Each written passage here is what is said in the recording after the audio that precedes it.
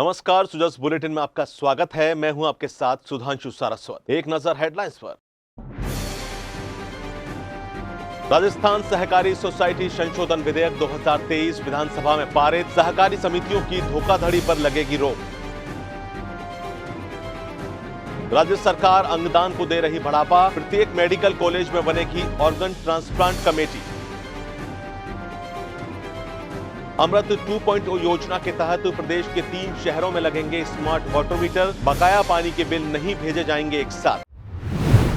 राजस्थान विधानसभा में राजस्थान सहकारी सोसाइटी संशोधन विधेयक पारित हुआ। इस विधेयक के पारित होने के बाद सहकारी समितियों द्वारा भूखंड आवंटन में की जाने वाली धोखाधड़ी पर रोक लग सकेगी। सहकारिता मंत्री श्री उदयलाल आंजना ने कहा कि राजस्थान सहकारी सोसाइटी संशोधन विधेयक 2023 से प्रदेश में सहकारिता आंदोलन को और मजबूती मिलेगी।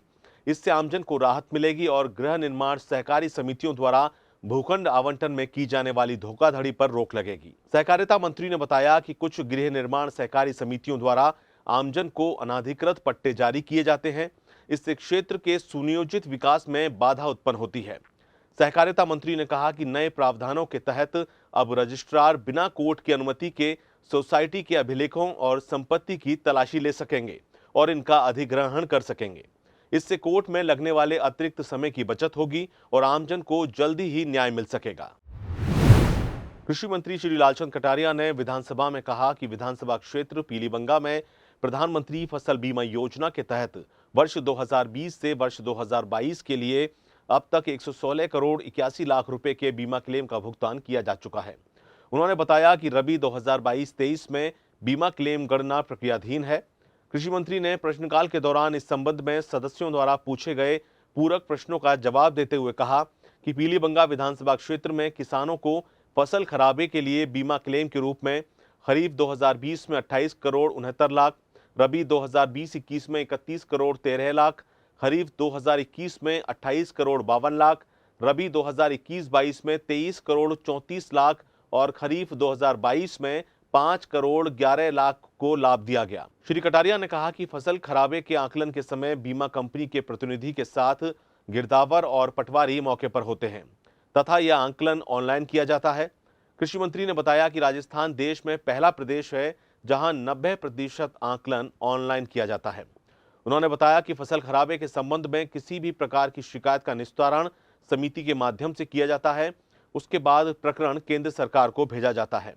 उन्होंने आश्वस्त किया कि इस संबंध में कोई भी शिकायत मिलने पर निश्चित तौर पर समाधान किया जाएगा। अध्यक्ष महोदय, पीलीबंगा में जिस कंपनी ने इंश्योरेंस किया उसका नाम है agriculture insurance company of India limited, और जो पॉलिसी वहाँ वितरण हुई है, जिनका बीमा क्लेम मिला है, उसका भी लेखा जोखा मेरे पास है। खरीफ 2000 में मिला 28 करोड़ 69 लाख, रबी 2020-21 में 31 करोड़ 13 लाख, खरीफ 2021 में 28 करोड़ 52 लाख, रबी 2021-22 में 23 करोड़ 34 लाख, खरीफ 2022 में 5 करोड़ 11 लाख। इस कुल मिला के ये टोटल होता है 20 से लेकर 22 तक 116 करोड़ 81 लाख रुपए। रबी 2023 के बीमा क्लेम की पोर्टल पे गणना जारी है। फिर भी यदि आपको कोई शिकायत है तो आप निश्चित तौर पे लिख के दें, क्योंकि जब भी ये आकलन होता है तो उसमें बीमा कंपनी का प्रतिनिधि, गिरदावर, पटवारी, ये सब मौके पे होते हैं। प्रदेश में अंगदान को बढ़ावा देने और ऑर्गन ट्रांसप्लांट संबंधी सेटअप सहित अन्य महत्वपूर्ण गतिविधियों के संपादन हेतु प्रत्येक राजकीय मेडिकल कॉलेज में ऑर्गन ट्रांसप्लांट समितियां बनाई जाएंगी। इन समितियों में अंगदान के क्षेत्र में काम कर रही स्वयंसेवी संस्थाओं को भी शामिल किया जाएगा। एसीएस चिकित्सा एवं स्वास्थ्य विभाग श्रीमती शुभ्रा सिंह ने ऑर्गन ट्रांसप्लांट एवं कॉर्निया ट्रांसप्लांट के संबंध में स्वास्थ्य भवन में आयोजित समीक्षा बैठक में ये निर्देश दिए। उन्होंने कहा कि सरकारी अस्पतालों में किए गए ऑर्गन डोनेशन के बाद प्राप्तकर्ता की 1 वर्ष तक सभी प्रकार की फॉलोअप जांचें निःशुल्क की जाएंगी। इन फॉलोअप जांचों पर होने वाले खर्च का वहन संबंधित आरएमआरएस के माध्यम से किया जाएगा। इस दौरान उन्होंने एसएमएस अस्पताल में क्रिटिकल केयर, एनेस्थीसिया और ऑर्गन ट्रांसप्लांट का एक अलग से विभाग दोबारा शुरू करने को लेकर कार्रवाई करने के निर्देश दिए। वहीं नेत्रदान और अंगदान को बढ़ावा देने के लिए 8वीं कक्षा में इस विषय को पाठ्यक्रम में शामिल करने के लिए आवश्यक कार्यवाही शुरू करने के भी निर्देश दिए। मुख्यमंत्री श्री अशोक गहलोत की बजट घोषणा के तहत जन स्वास्थ्य अभियांत्रिकी विभाग द्वारा प्रथम चरण में प्रदेश के 3 शहरों में 30,000 खराब वाटर मीटर बदलकर स्मार्ट वाटर मीटर लगाए जाएंगे। इसमें जयपुर शहर के 15,000 खराब मीटर बदलना भी शामिल है। इसके लिए 25 करोड़ रुपए का अनुमोदन किया गया है। जलदाय मंत्री ने बताया कि विभिन्न योजनाओं में उपभोक्ताओं के खराब मीटर बदलने की प्रक्रिया जयपुर सहित प्रदेश के अन्य शहरों में चल रही है। मुख्यमंत्री श्री अशोक गहलोत की बजट घोषणा के तहत जयपुर शहर के करीब 1,35,000 खराब मीटर भी अमृत 2.0 के तहत बदलने की प्रक्रिया शुरू कर दी गई है। गौरतलब है कि अमृत योजना के तहत पहले जयपुर शहर के करीब 71,300 वाटर मीटर बदले जा चुके हैं।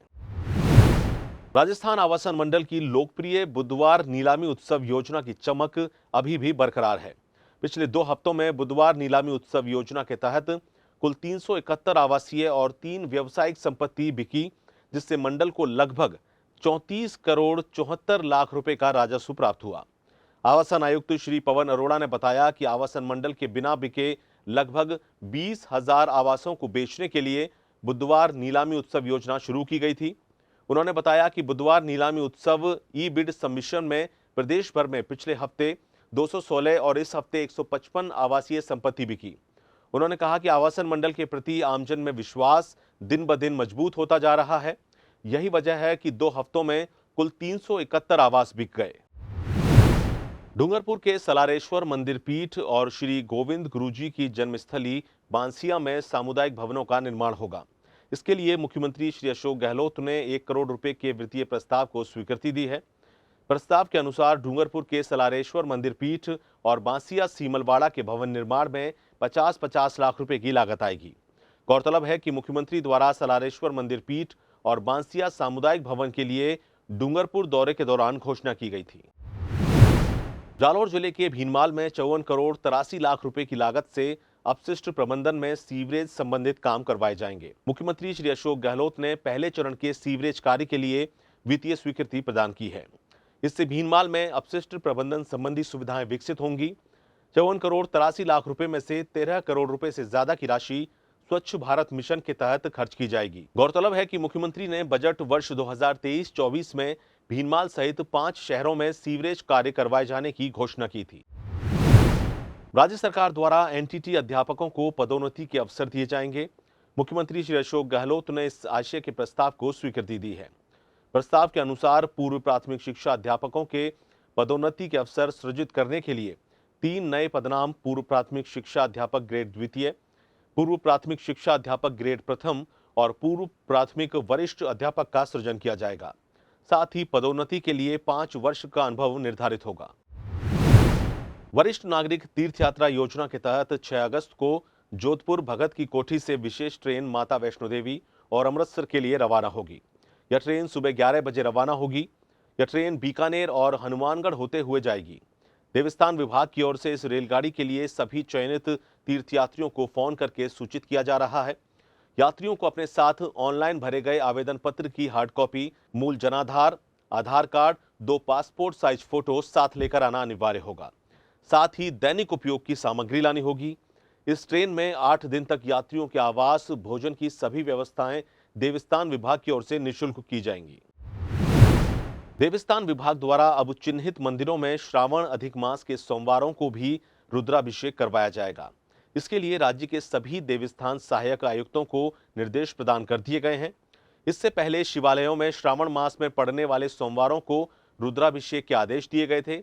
अब श्रावण अधिक मास के दौरान आने वाले सोमवार को भी चिन्हित मंदिरों में सरकार द्वारा रुद्राभिषेक करवाया जाएगा। जन सम्मान वीडियो कॉन्टेस्ट में प्रदेशवासी अपनी क्रिएटिविटी को अलग अलग अंदाज में प्रस्तुत कर रहे हैं। अजी मन नरेगा उड़ा दी सबके चहन की चढ़ी जी, इंदिरा गांधी शहरी रोजगार गारंटी बड़ी। मन नरेगा उड़ा दी सबके चहन की चढ़ी जी, इंदिरा गांधी शहरी रोजगार गारंटी बड़ी। इंदिरा गांधी शहरी रोजगार गारंटी बड़ी। 125 शहरी 125 मन नरेगा 250। फिलहाल सुजस बुलेटिन में इतना ही। फिर होगी आपसे मुलाकात। तब तक के लिए नमस्कार।